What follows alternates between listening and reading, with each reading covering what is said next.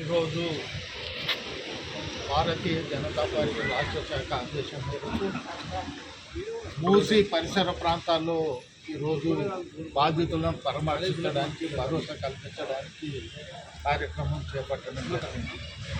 ఈరోజు మూసీ పొడవునా రాష్ట్రంలోని అందరూ ఎంపీలు, ఎమ్మెల్యేలు, కేంద్ర మంత్రులు, ప్రజాప్రతినిధులు అంతా మూసీ బాధితులకు భరోసా కల్పించాలనే ఉద్దేశంతో ఈ కార్యక్రమాన్ని చేపట్టినాం.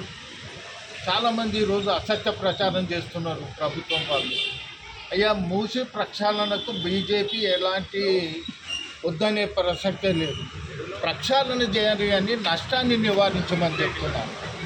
ఈరోజు ఒక బాధితుడు ఇప్పుడే చెప్పడం జరిగింది, జనవరిలో పర్మిషన్ ఇచ్చారు, ఇదే గవర్నమెంట్ పర్మిషన్ ఇచ్చి ఇదే గవర్నమెంట్ డిమాలిష్ చేస్తానే పరిస్థితులు ఉన్నాయి. ఆయన మొత్తం జీవితాంతం సంపాదించినటువంటి దాంతో ఆ బిల్డింగ్ నిర్మించుకుంటే దాన్ని రోజు డిమాలిష్ చేస్తే ఏ విధంగా ఉంటుందో ఒకసారి ఆలోచన చేయాల్సిన అవసరం. మూసి ప్రక్షాళన చేయడానికి చాలా మార్గాలు ఉన్నాయి. ఇరుప్రక్కల రిటైనింగ్ వాల్ కట్టి ఎస్టీపీ ప్లాంట్లు ఏర్పాటు చేసి ఈ సివరేజ్ ట్రీట్మెంట్ ప్లాంట్ ద్వారా ఈరోజు మురుగునీరు మూసీలోకి రాకుండా దాన్ని ట్రీట్మెంట్ చేసినట్లయితే మూసీ ప్రక్షాళన చేసే అవకాశం ఉంటుంది.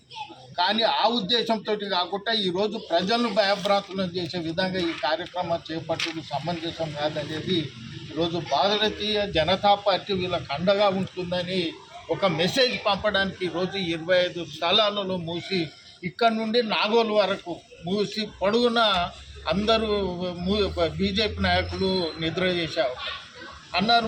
ముఖ్యమంత్రి గారు ఒకరోజు మీరు అక్కడ పోయి నివాసం ఉంటే తెలుస్తుంది అని. అందుకే ఈరోజు అక్కడనే నివాసం ఉండాలనే ఉద్దేశంతో రాత్రి బస చేయాలనే ఉద్దేశంతో ఇక్కడికి రావడం జరిగిందనే విషయాన్ని మీకు తెలియజేస్తున్నాను.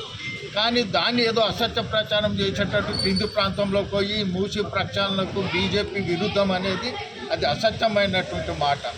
ప్రక్షాళన చేయాలి కానీ ప్రజలను నష్టపోకుండా చేయాలి. ఇరువైపులా రిటైనింగ్ వాళ్ళు కట్టినట్లయితే ఈనాడు ఎలాంటి ఇల్లు ఊలగొట్టాల్సిన అవసరం లేదు. ఆ రిటైనింగ్ వాళ్ళు కట్టి వచ్చే మురికి నీరును సివరేజ్ చేసి ఆ ట్రీట్మెంట్ ప్లాంట్లను ఏర్పాటు చేసినట్లయితే ఈరోజు మూసి కూడా ప్రక్షాళన చేయాలనేది. కానీ వీళ్ళను బాధితులను మాత్రం ఈరోజు ఎందుకనంటే చాలామంది ఈరోజు ఇదే అపార్ట్మెంట్లో దాదాపు 70 మంది అపార్ట్మెంట్ ఓనర్స్ ఉన్నారు. అంటే వారి జీవితాంతం కష్టపడి ఒక అపార్ట్మెంట్ తీసుకున్నారు. అపార్ట్మెంట్ వచ్చే వారి జీవితం ఏ విధంగా ఉంటుందో ఒకసారి ఆలోచిస్తే, ఒక బాధితురాలను అడిగితే మాకు రాత్రి నిద్ర పడతలేదు సార్, ఏ విధంగా ఉంటుందో ఎప్పుడు కూలగొడుతుంది అనే భయభ్రాంతులతో ఈరోజు చెప్పారు.